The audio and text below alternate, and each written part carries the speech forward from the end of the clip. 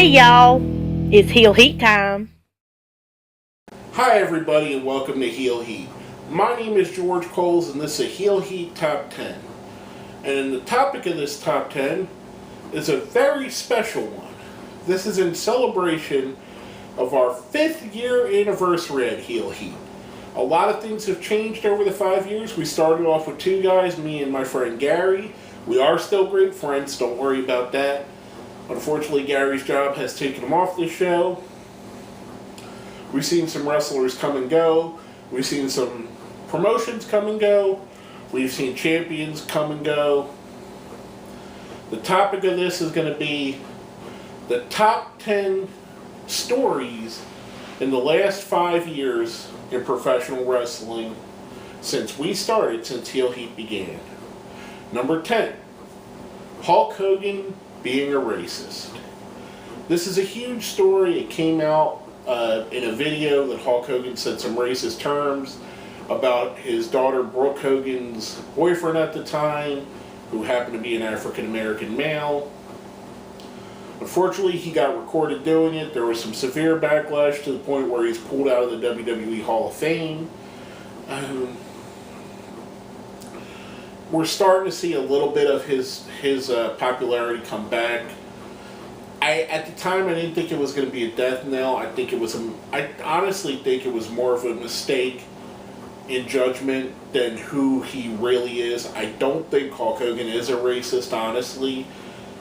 But he comes from a different era where different terms and words were different then. He was raised differently than me or you. Hogan's I'd say about 15, 20 years older than myself.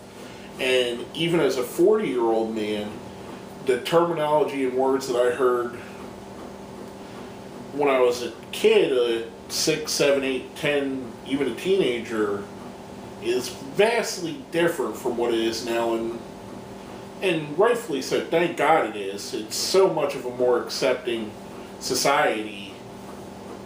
But you gotta remember, even myself, I slip and say some stupid things at times. I've said some stupid things on these videos. There's 500 in some of them. If you go back and watch, you can find a ton of them. But unfortunately, Hogan said one of the things that in America we can't say. Now, our number 9 story, the Broken Hardys. The thing that I believe kept TNA afloat in their worst times, and probably one of the most innovative gimmicks of all time, the whole broken storyline, everything from the original Matt versus Jeff to the tag team wars to the apocalypse. So entertaining, so different, and just a couple guys willing to take chances with their career. Matt and Jeff both could have easily rode on the wave of the Hardy Boys and been signing autographs and doing matches for the rest of as long as they feel. However, Matt and Jeff both, Matt more so, reinvented himself in a way that made himself again relevant and one of the most interesting storylines in all of wrestling. Broken Hardys, loved it. Can't wait to see if it does eventually show up in the WWE, crossing our fingers, hoping it does. Now, our number 8. A huge story. Actually, 2 in 1. CM Punk quitting the WWE and joining UFC. Punk unhappy with his position, unhappy with what he perceived as a medical issue that the WWE doctors weren't taking care of, decides he's going to walk out. He's not going to be a WWE wrestler no more. A few months later, we find out he's going to sign with UFC. Now, CM Punk's had 1 match under the UFC. Didn't go so well for him. There's rumblings now that he may make a comeback to wrestling. I don't know. I don't know that I want to see him in WWE. I would love it. I'm a very big, huge CM Punk fan. I thought he was great. I don't think they would ever treat him the way he believes he should be treated. I'd rather see him do appearances with Ring of Honor, New Japan, PWG, Something along that lines I think would be more suited for him and more suited for the fans. Now our number 7 thing. One of the things that probably is least surprising on this list, and that's the sale of Total Nonstop Action TNA Wrestling. Dixie Carter finally sold it after years of speculation of it going under, of it failing, after major network changes, after massive amounts of money have been lost. She finally sold it to Anthem Entertainment, who brought in Jeff Jarrett and Global Force Wrestling and done away with the TNA name. We're in the infancy of where that's going to go. That could be something very huge. Hopefully they get TNA or Impact Wrestling, Global Force Wrestling back to where it was in about 2007, where it wasn't necessarily on the level of WWE, but it was a great second option. I hope to see that again. I really would like to see them succeed going forward. Talking about succeeding, our number 6. The global rise of New Japan Pro Wrestling. Now, New Japan has long been a mainstay of the professional world in Japan. Arguably, they're either their number 1 or 2 promotion, maybe even 3 or 4 at sometimes at low points. But one of their big promotions for the last 45 plus years, we finally started seeing right around Wrestle Kingdom 10, which was the first pay-per-view that New Japan broadcast in America.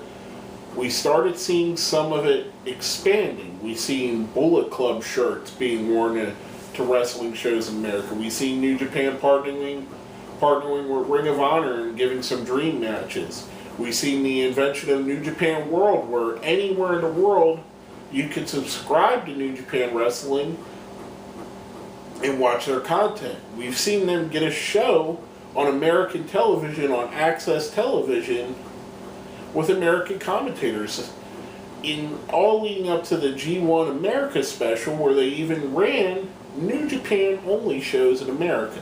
And it's only going to get bigger from here, guys. New Japan is going to continue their global outreach. They're going to go, I believe they're going to go really far, because they scratch an itch that WWE does not. This is pure wrestling for pure wrestling fans. It's a different style. It's a different take. It's not sports entertainment. It's professional wrestling, strong style professional wrestling, with some of the best wrestlers in the world. And over the last 5 years, just the global, how much differently we looked at New Japan then to now. 5 years from now, it's going to even be light years further along. Now, speaking of something I never expected to see in years, much like New Japan running in America, our number 5, the thing that I never thought would happen, Sting in a WWE ring. Years and years and years passed since the sale and closing of WCW, where their mainstay, their franchise, Sting, always seemed to refuse coming to WWE, didn't want to go there for whatever reasons. We're not going to go into a long discussion about it. Finally decides to come to WWE. It can be argued the 2 matches he had in WWE were very lackluster. The spectacle of him being there, being the guy to finally do it, to finally have him there, it was worth the wait, in my opinion. I would have liked to see him come over earlier and obviously have the dream matches that everybody says against guys like Shawn Michaels, John Cena, Randy Orton, Undertaker, Kane, all the guys that we missed out on seeing him wrestle. But alas, it wasn't to be. We got what we could. He went into the WWE Hall of Fame. Very, very cool little piece of wrestling history. Finally getting a stinger in WWE. Now our number 4 is being led up by the 4 horsewomen of wrestling, and that's the women's revolution and the continual growth in mainstream and on the independent wrestling scene of women's wrestling. it started, and people want to go back a certain time. It started with Charlotte, it started with Becky, whatever.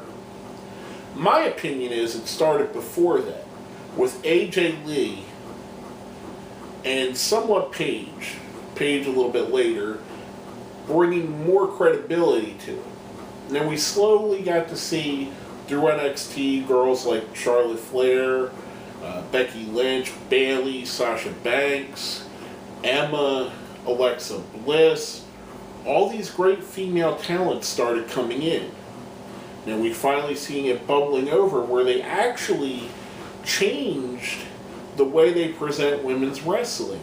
It's no longer divas, there are women's world champions. And there's one on each show, which is huge.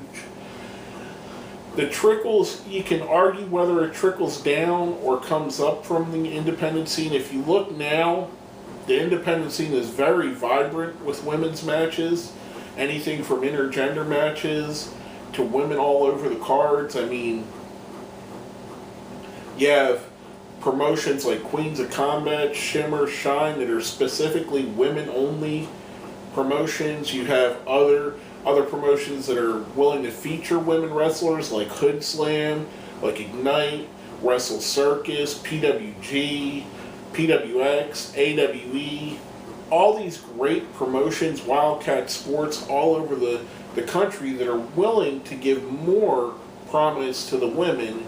And it's a kudos to the women that are out there doing it, making this revolution happen. It's a great and wonderful thing. 5 years ago, we were talking about silly 10-man or 10-woman tag matches and whatever stupid matches they put together on WWE. Now we're talking about stuff like the Mae Young Classic. Now we're talking about, if you go to an indie show, seeing 2, 3, 4 women's matches on a show. Now we have women's matches like Shine and Shimmer going to iPay-per-view. And it's a great thing, and it's great to see this influx of great talent. I'm a fan of wrestling. I don't care if you're male, female, transgender, whatever you may be. If you got a good character and a good storyline and you can wrestle, I'm going to be your fan. Simple as that. And I think that's what most people feel. And we're finally getting to see a little bit of gender equality in wrestling. Now our number 3. The rise of independent wrestling being the narrative in the bigger companies. And I honestly think it started with guys like CM Punk and Daniel Bryan making it huge in WWE, and they going, okay, wait, these guys aren't the typical guys we look at. But look at all this merchandise they're selling. Look how much the fans go for them. And then combined with NXT going on the WWE Network, where we got to see more of what their developmental system was. Now all of a sudden, you start bringing in guys like El Generico, Kevin Steen, Bobby Roode, Samoa Joe. You get all these great indie wrestlers all of a sudden are now in WWE. And if you look at it, if you look at the main rosters and the main cards in WWE, you got guys like John Moxley, who's now Dean Ambrose as a main eventer, Seth Rollins, who was Tyler Black when we started. And I'm just naming the guys that don't necessarily fit the mold that they look for. The guys I mentioned, Punk and Bryan, Sami Zayn, Kevin Owens, I mean, Bobby Roode, Samoa Joe, guys just making impacts that you never think would even be in WWE. And again, kudos to them for their going out there and making names for themselves and changing the narrative and putting themselves in a position where they were viable commodities. Sorry again, folks. Now our number 2. The WWE Network itself. This is absolutely a game changer. No way around it. It changed the way that professional wrestling is presented, is shared, how it's consumed. You can go on the WWE Network, see historical matches, matches from this week, every pay-per-view. The pay-per-view system is no longer valid. You go on the WWE Network for $9.99 a month and get every pay-per-view. See NXT, their developmental territory, which has now gone on to be something even bigger. They have a show just for cruiserweights. The thing is that it's so limitless what can be done. I mean, just the fact that I could go and 5 minutes from now I could watch WrestleMania 4 if I want to. Or Halloween Havoc 1993. Or an AWA show from the 80s. Or a world-class show. I could do that because it's there and it's available and just at the drop of a dime. And just as easily I could go and watch this week's NXT or 205 Live or some of the great stuff they've given us like the Dusty Rhodes Classics on NXT or the Cruiserweight Classic matches or the UK title tournament, the coming up Mae Young tournament that we just spoke of. I mean, it changed the landscape where there's even other companies we talked about, New Japan World doing a similar thing, Progress is doing a similar thing, High Spots has a similar thing on their High Spots network, WWN does a similar thing. The way that wrestling's being presented is all changed since the invention of the WWE Network. Now, before we get to our number one, we do a little thing here called the best of the rest. Basically, the stuff that was in a running for the show but didn't quite make it. Now, first off, the brand split. We've seen WWE go back to splitting Raw and SmackDown as two separate brands. We'll see if it successfully pans out, but the rosters are both absolutely stacked, which is the reason they had to do it. We'll see what happens. So far, we're a year in. It's been mixed reactions either way. But maybe in another 5 years, we'll talk about that and see how it goes.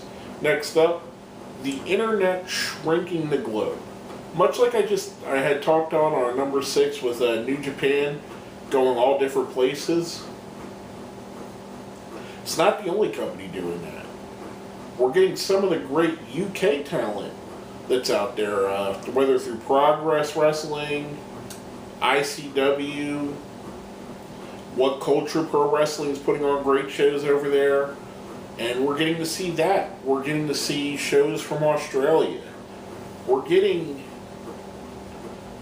we're getting to the point where we can access a wrestling show all the way across the globe live while it's happening. And it's amazing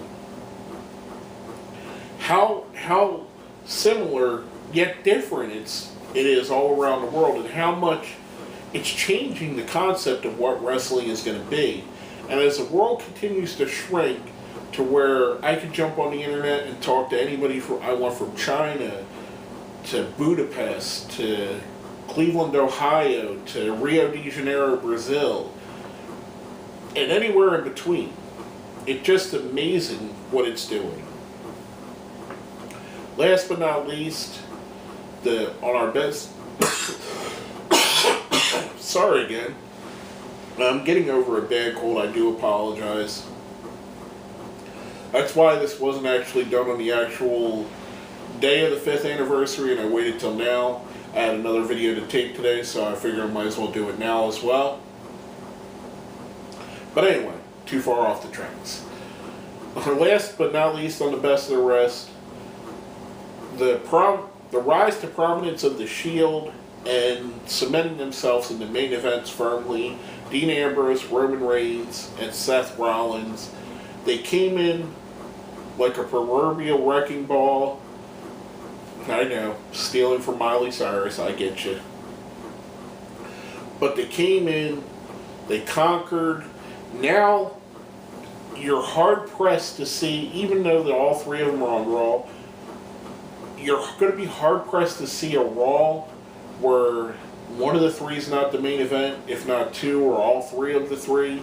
You're going to be hard pressed to see a Raw pay-per-view where one of them's not main eventing the show. They've dominated the sport since their call up, so much so that I think we're on the third year in a row that Roman Reigns main event at WrestleMania. We had Seth Rollins cash in at a WrestleMania on the main event.